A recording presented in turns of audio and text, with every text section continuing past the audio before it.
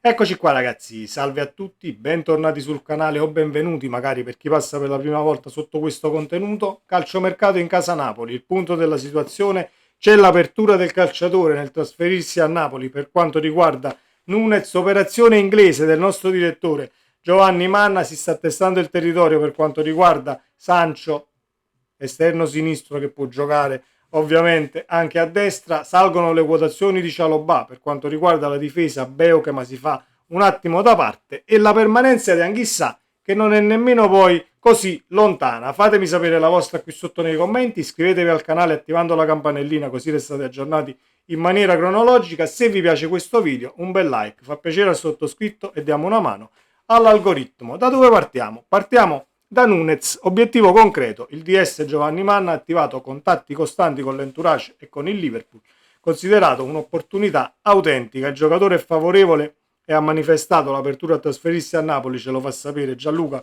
Di Marzio. La valutazione, chi ha scritto 50, chi ha scritto 60, chi addirittura 65, dai 45 ai 50 milioni, per chiuderla con un ingaggio che si aggira intorno ai 5 milioni all'anno, e quindi non dovrebbe essere un nodo poi diciamo molto stretto. Questa situazione ingaggio lo è per Sancho, ma ci arriviamo. La concorrenza su Nunez ovviamente è agguerrita, perché sappiamo benissimo pesi, misure e qualità del calciatore che abbiamo già analizzato. Vedremo poi nei prossimi giorni se il Napoli avanza rispetto alla concorrenza o ci defiliamo. Ecco perché vedo la situazione Lucca, una trattativa messa lì e già portata quasi a buon fine sia col calciatore e sia con l'Udinese. Però ovviamente se riesce a strappare un grande colpo per quanto riguarda la punta, ben venga nella maniera più assoluta. Sancho, trattativa in corso, il Napoli sta sondando la fattibilità del trasferimento, valutando una formula simile agli scambi effettuati con successo in passato, anche un prestito magari con obbligo, però si dovrebbe comunque dividere l'ingaggio, perché il Napoli non può accollarsi tutto l'ingaggio del calciatore che si aggira intorno ai 15 milioni, se non vado errato, all'anno. L'alternativa è Grealish, a quanto si legge addirittura, quindi Sancho un po' più sopra di Grealish per quanto riguarda il volere del mister, e altrimenti poi se riusciamo a chiudere Grealish e non Sancho non è che stiamo qui ecco a criticare, anche se mi sono espresso già ieri su Grealish appunto. A me non ha mai convinto al 100%, ma nelle mani di Conte, e se lo vuole l'allenatore, cambia tutto, e ci affidiamo ovviamente al nostro mister. La situazione per quanto riguarda la difesa non è che Beukema è stato messo da parte in secondo piano, è che Trevor Cialobà era la scelta per poi arrivare a Beukema, se ovviamente non si arriva al centrale del Chelsea. Il centrale del Chelsea è un bel bestione di 1,92 m, piede destro, pesi, misura e qualità, classe 99, 25 anni. A me piace come profilo ed è un piede destro, quindi se andiamo a comporre un attimo il reparto difensivo, Rachmani, Cialobà, Buongiorno, c'è Juan Jesus, c'è Marianucci, diciamo che potresti anche stare così. Non credo che il Napoli poi, diciamo, preso un centrale tra i 25 e i 30 milioni, tra che possa essere Cialobà, Beoche, ma che possa risalire, diciamo, le quotazioni e quant'altro, poi non credo che il Napoli va a pigliare 6 centrali di difesa e, diciamo, chiude tutto lì spendendo comunque altri soldi nel reparto difensivo. Cialobà sarebbe un grandissimo acquisto, così come lo può essere anche Beoca, ma però se andiamo su una scala di valori tecnici, forse il centrale, tolgo anche il forse, il centrale del Chelsea è un tantino più avanti ovviamente del calciatore del Bologna, anche se a me i profili dei Paesi Bassi, profili comunque olandesi, mi sono sempre piaciuti dal punto di vista difensivo, perché c'è una sorta di cultura e educazione per quanto riguarda soprattutto la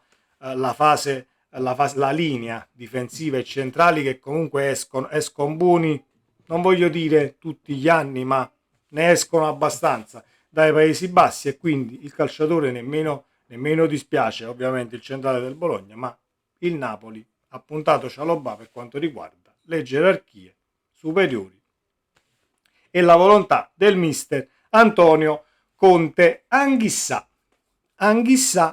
la permanenza di Anghissà può rimanere a Napoli, anche perché non sono ancora arrivate ad oggi offerte che soddisfano il presidente e la società Calcio Napoli in questo, ovviamente, in questo frangente di calciomercato. Potrà arrivare qualcos'altro, ma se non ci si spinge tra i 25 e i 30 milioni, Anghissà sicuramente non parte. Io sono super d'accordo. Se diciamo dobbiamo svendere un calciatore che tecnicamente è valido, che dal punto di vista del peso nello spogliatoio, e lo ripeto ogni volta che lo tiriamo in ballo, sa il fatto suo, assolutamente no.